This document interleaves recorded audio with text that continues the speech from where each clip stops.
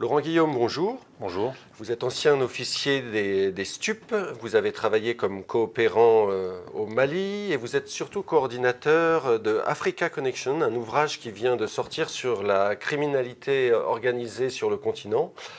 C'est un voyage au cœur des cartels de la drogue avec un constat assez inquiétant, c'est que de nouveaux produits illicites ont tendance à s'implanter en Afrique, notamment la méthamphétamine et le tramadol. Oui, alors la méthamphétamine, c'est un dérivé d'amphétamine. C'est un produit qui est un produit hautement toxique, une drogue qui est ancienne. La plupart des gens pensent que c'est un produit qui est récent, mais c'est une drogue qui est ancienne puisqu'elle a été synthétisée au début du XXe siècle au Japon. Et c'est le produit qui servait aux kamikazes pour se jeter sur les porte-avions américains. C'est le produit que les Allemands, sous la forme qu'on appelle la pervitine, ont utilisé pendant le Blitzkrieg.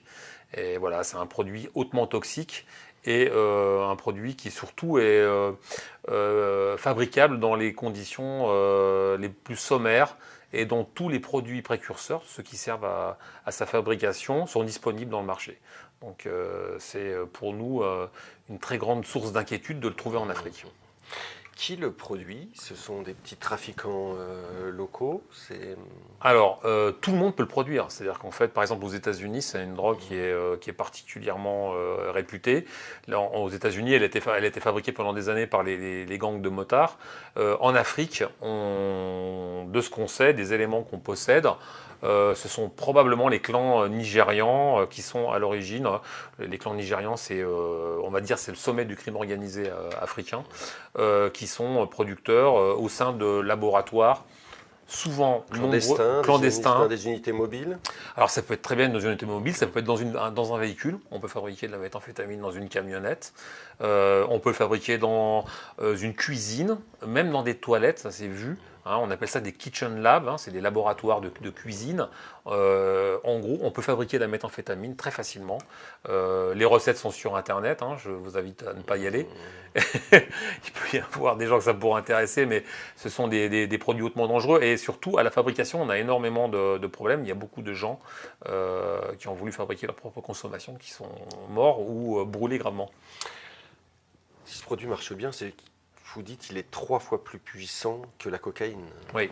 Non seulement il est 3 fois plus puissant que la cocaïne, mais en plus, là où la cocaïne va durer 1 heure au maximum au niveau des effets, la méthamphétamine peut durer 10 heures, 11 heures, 12 heures. Donc 3 fois plus puissant, la durée du trip, comme disent les junkies, est jusqu'à 10 fois plus longue, voire 12 fois plus longue, et en plus le produit lui-même est accessible financièrement très facilement parce qu'il n'est pas cher. Où est-ce qu'on se le procure? Dans la rue, je crois. Alors en Afrique, on se le procure dans des petites officines, on va dire, informelles, qu'on appelle les pharmacies par terre. En fait, souvent... Les pharmaciens, même le sol, voilà. les rues, enfin qui n'ont pharmacien que le voilà, nom. Qui n'ont de nom que... Voilà, qui n'ont de pharmaciens que le nom. Ce sont souvent à Bamako, par exemple, ou à Ouaga, vous allez les trouver. C'est souvent une vieille qui va vendre ses produits sous un terme, on va dire, euphémique, qu'on va appeler par exemple défatigant, le produit qui enlève la fatigue, des vitamines, ce genre de choses-là. Donc le consommateur le prend à son insu. Alors, le consommateur ne sait pas qu'il prend une drogue. C'est une des raisons pour lesquelles, dans l'ouvrage Africa Connection, on a voulu couvrir le spectre large du crime organisé, mais on commence par la méthamphétamine parce que pour nous, pour un certain nombre d'entre nous, c'est une des plus grandes menaces qui pèsent à l'heure actuelle sur l'Afrique de l'Ouest et sur l'Afrique centrale. Et même l'Afrique du Sud, ça fait longtemps qu'en Afrique du Sud on en fabrique. C'est un produit qui est très dangereux et dont on connaît les effets. C'est pas comme si on le découvrait, on l'a connu parce qu'en fait il est pratiqué depuis longtemps en Asie du Sud-Est. Et avec beaucoup d'effets pervers. Énormément d'effets pervers. Déjà c'est un désocialisant. Le produit en lui-même est très fort et donc naturellement plus il est efficace, plus il a des conséquences sur l'organisme, en particulier des crises psychotiques de la part de des utilisateurs. Au Japon, en Thaïlande, en Birmanie et dans tous ces pays, on a pu constater qu'effectivement des enfants sont pris en otage par leur propre père, tailladé, ça provoque des crises très graves et en même temps on abîme son corps. Le produit a des effets très très très puissants sur le corps. Et à la différence d'autres drogues qui peuvent être considérées peut-être comme des drogues festives, là vous dites c'est une drogue utilisatrice. Utilitaire, pardon. Utilitaire. La consommation est pragmatique, c'est-à-dire qu'en gros, c'est exactement le même phénomène. On se rend compte qu'en fait, c'est le produit qu'on va utiliser quand on est fatigué. C'est le produit que va utiliser le chauffeur de taxi collectif, le chauffeur routier, pour pouvoir travailler plus longtemps, gagner plus d'argent.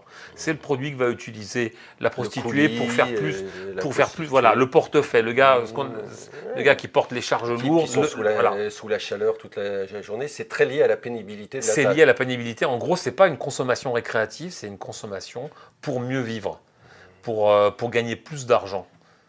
Voilà à quoi sert ce produit. Autre produit qui commence à faire un tabac, le tramadol. Alors oui, il fait plus qu'un tabac, c'est carrément un raz-de-marée de tramadol en Afrique. C'est un produit. Le tramadol, c'est un opioïde.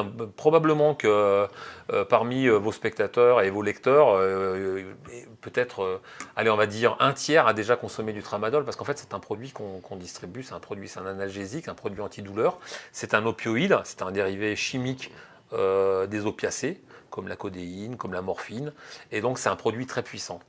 Le tramadol, il est produit sur plusieurs sites. Il est produit en Allemagne, il est même produit peut-être en France. Il est produit principalement en Inde et en Chine, mais surtout en Inde. Et en Inde, ce produit qui est un médicament et dont le dosage normalement est limité, je crois que le dosage habituel c'est de 50 mg. Et ben, en Inde, on a des officines qui produisent des produits légaux, une production de tramadol légale et une production de tramadol qui est destinée à l'Afrique, et là où on a des doses qui frisent les 250 mg. On va trouver 100, 125, 200, 225, 250 mg. Donc c'est 5 fois plus puissant que celui que va prendre une personne après qu'elle ait subi par exemple une intervention chirurgicale pour faire taire sa douleur.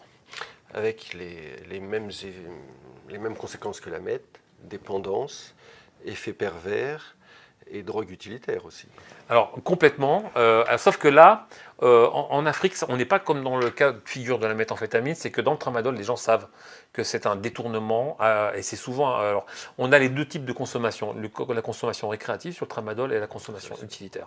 On a les deux. Sur la méthamphétamine, pour l'instant, on n'a que de la consommation utilitaire, parce qu'en fait, les gens ne pensent pas que c'est de la drogue. Donc ils n'ont pas l'idée d'aller chercher la méthamphétamine pour la consommer pour le plaisir, ils la consomment pour pouvoir mieux vivre. Quelle réponse les États africains apportent-ils face à ces nouvelles menaces ? Alors, ils sont conscients du problème. En gros, c'est un problème de mondialisation. C'est-à-dire qu'en fait, comme on vient de le citer, c'est des produits, par exemple, la méthamphétamine, le principal précurseur, c'est l'éphédrine, qui n'est pas produite en Afrique. L'éphédrine, elle est produite dans des laboratoires.